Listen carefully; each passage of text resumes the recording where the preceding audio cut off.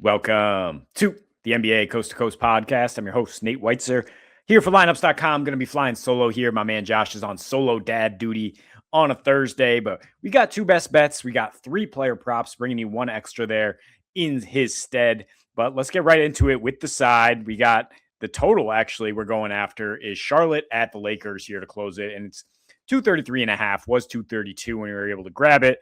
It's just, the Lakers are not, their plan is obvious. They are going to try to outscore you. It's more evident in the fact that Rui Hachimura is finally back in the lineup, barely played, and they got the win with 141 points against Atlanta.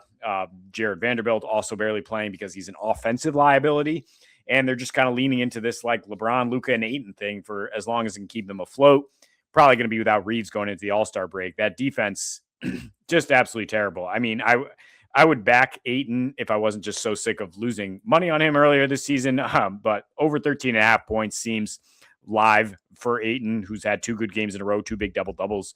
But his defense, he's allowing 76% at the rim in the last 12, or the Lakers are as a team, which is the worst in the NBA by far. Offensively, they're number 1 in free throw rate, which has definitely helped drive these games over. And at home, the free throw rate is even more reliable because of that whole Lakers mystique and everything that comes with it. They're 14-4 to the over at home this year by 7 points per game over the line. They're 7-0 to the over with a rest disadvantage. And this is their 3rd and 4 nights, having only 1 night off. Charlotte hasn't played since Monday at the Clippers. So they get 2 days off in the same city. And Charlotte, is the number 1 offensive rating team in the last 12. That game, the Clippers finally cooled them off offensively, held them to 107, but that game still totaled 226. And you're talking about a Clippers team that's probably top 3 defensively since they've gotten right. And this Lakers team is bottom 5. The Lakers are 25th to be exact in defensive rating in their last 7, and allowing all sorts of goodies that the Charlotte Hornets are going to be able to capitalize on. When I said they have the best offense in the league in these last 12 games. And on the road, they're actually even better. 128 offensive rating, scoring 124 games, shooting 43% from deep. They lost 121-111 to the Lakers earlier this season at home. There was no LaMelo Ball or Brandon Miller in that game. Luka got what he wanted against Miles Bridges, though. He shot 50%. Miles clapped right back with better than 50% and 34 points. So that's exactly the type of situation we're looking at here, where it's just like, it's going to be trading buckets. Neither team has stoppers out there. The Lakers are not committing to playing their stoppers. The Hornets don't really have any. Miles Bridges is your best option here. But when you have Luka and LeBron at decent rest here, I think the Lakers will be able to score enough. And then, when they have that short rest, they cannot stop anybody. Homer pick here, Celtics -2 at Miami. And I'm thinking here. I'm not just thinking with my fandom. Miami needed an outlier shooting night down the stretch to beat a Suns team that was at a real bad rest disadvantage. And the Suns are fantastic. Don't take anything away from them. But the Heat have not been good since Tyler Hero came back. And he has been really, really bad against the Boston Celtics. They lost 5 straight with Tyler Hero in the lineup to the Celtics. Granted, that was the Jason Tatum-led Celtics that were juggernaut. But these Celtics are kind of a juggernaut this year. They did take care of the Heat earlier this season, which you can look at later. But more just looking at the fact that Hero is someone that Joe Mazzulla and company know how to defend.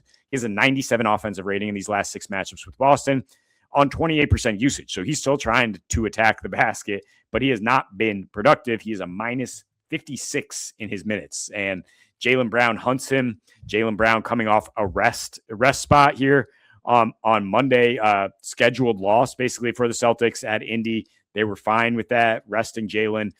Now they're coming off back-to-back losses, which has happened 3 times this season. The opening, they lost their first 3, but twice since then, they've won by 35 and 13, including the 13 win over the Miami Heat at home. A Miami defense that allows a ton of threes and has depended on some shooting luck in terms of opponents shooting the 4th lowest percentage. Well, Boston got the looks they wanted in that matchup. They shot 49%, hit 21 threes. That's certainly above the magic number. If the Boston Celtics hit about 16 threes, they're probably going to win, regardless of who's out there. And, the Heat will try to play fast at home. They'll try to keep it high scoring. But without Davion Mitchell, they're going to have trouble dealing with either Pritchard or Derek White. Without Jaquez, who's questionable, he might go. That offense has not been as fluid. He is a huge connecting piece for them. And I say that outlier shooting a lot of that was produced by Jaquez down the stretch, getting guys open. So, I mean, the Celtics, I think, are going to get right back on their business here. They don't punt games. They're very good on the road, dating back to last season under Joe Maz. And they're going to have their MVP candidate back. And the Heat are just, kind of sputtering along with this current roster construction. Moving on to player props, Victor Wembanyama, over 22.5 points. It's a low number because he is still on a minutes limit, but because of the last two situations where they lost both games, and we didn't necessarily get to see if he was eligible to play 30 minutes. They got away from them against the Thunder, coming off these back-to-back losses in tough matchups. Now he gets a Bucks team that's really struggling, and I know a lot of people are out there calling for Giannis to top his props, and they're pretty low as well, 38.5 PR. Definitely looking at that. Both these guys have gotten up to face each other in recent meetings. Wemby went for 30 points on 5 for 11 3-point shooting the last time he faced Brook Lopez and the Bucks, and that drop defense that they play. It's not too different under Doc Rivers now, with Miles Turner in the Brook Lopez role. In the last 3 against the Pacers and Miles Turner, Wemby hit for 27 points per game, shot 41% from 3 in 33 minutes per game. So it's not like a huge jump from the 28 minutes. That's his floor right now. There is, again, a possibility he could hit 30 minutes if this is a close one. Bucks coming off 2 back-to-back losses in their own right. I think Giannis and company is competitive here.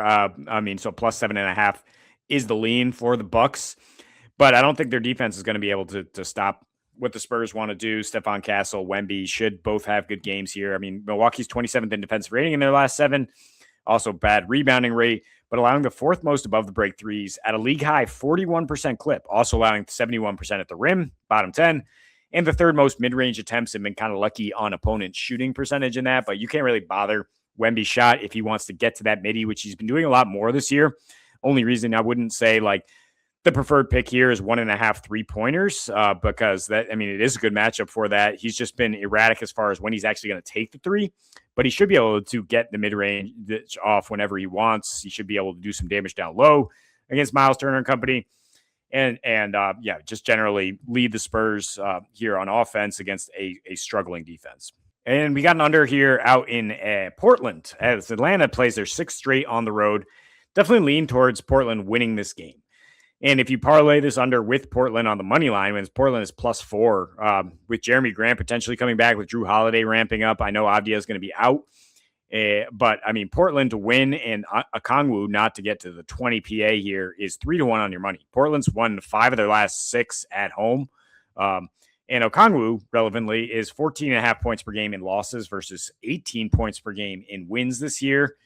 And the Hawks, like I said, at the end of their rope here on the road, they're also introducing CJ McCollum and Corey Kispert as playmakers, shooters. That's going to kind of throw a wrench into your offense a little bit. We saw that last game against the Lakers, a very bad Lakers defense. And Okongwu was kind of an afterthought. In his last 4 with Mohamed Gay playing a lot more, Okongwu's down to 13.3 points per game and is the worst shooting percentage on the team, basically, in the rotation at 28% when he's driving to the basket. Now you're talking about a Portland team that can really protect the rim with Klingon and Rob Will active. That is number 4 guarding above the break threes on the season and the last 10. And there's a clear correlation to Okongwu. When he's not hitting those threes above the break, he's not getting to the 16, 17 points. That is his core prop. Also, there looks to be some potential regression here with the assists. His last 7, he has 4.3 assists on 5.2 potentials. You narrow that down to the last 2 where they've introduced CJ McCollum. He has 6 dimes in the last 2 games. Nice, right? That's what the line is, 16.5 plus 3 dimes. He only has 4 potential assists in those games. So you have more assists than actual potential assists, indicates certain negative regression coming. Last pick here, we have a potential tank spot here with Dallas hosting Utah. Both teams on back-to-backs. Both teams about equal in the standings in the middle of that Western Conference, and probably both very much looking to lose. I mean, Utah is a protected pick that they're trying to keep. Dallas just having a woeful season with injuries. Now Cooper Flagg turns his ankle. He's probably going to be out. Gafford turned his ankle. He's probably out. Max Christie playing through illness. Will he play on a back-to-back? PJ Washington clearly just loafing. Like, how did I get here, man? I was the centerpiece of a building team, like, the great trade by Nico Harrison to get me in here, and we made the finals, and now, he's just kind of loafing out there. And you got Najee Marshall, who's being overworked as like a top option here. His props are a little too high. So I'd rather go with some bench guys here. Brandon Williams, who now has 14 plus points in 6 straight when he's given at least 20 minutes. And so this is a projected line. I mean, the last line we've seen for him was a 12.5 points. It might bump up a little bit here if those guys are indeed ruled out. He's averaging 13, 5.6, and 3.7 dimes in 9 starts this season, played 27 minutes a game. They haven't been this shorthanded, though, at any point. I mean, there's really just Jaden Hardy to kind of split minutes with him. D'Angelo Russell has been a coach's decision sit. I don't think there's any real plans to get him in there. So I look at Caleb Martin as well as Brandon Williams here to just come off the bench and keep doing their thing against the Jazz defense. It's obviously terrible. That, they might be resting some guys as well. They're a little oversized, and they're very bad against the point guard. So that's why Brandon Williams on a team that, that was using flag for a lot of playmaking. He's now going to be out. I expect him to initiate a lot. You might want to add the assists here. He is pretty good with the dimes and the rebounds that you see as in the starter splits. And the Jazz are just giving it all up. Most fantasy points per game to point guards by far in the last 15 in a back-to-back spot. On the road, everything you want to try to back an opposing player. It's just a question of who's actually going to play for the Dallas Mavericks. And I think Brandon Williams will be able to reap some of that usage. So that is all the time we have for you here today. We'll be right back for a full Friday slate with Josh Lander, my co-host. Like and subscribe to the video as we're coming at you each and every weekday going forward. But until we see you next, happy betting.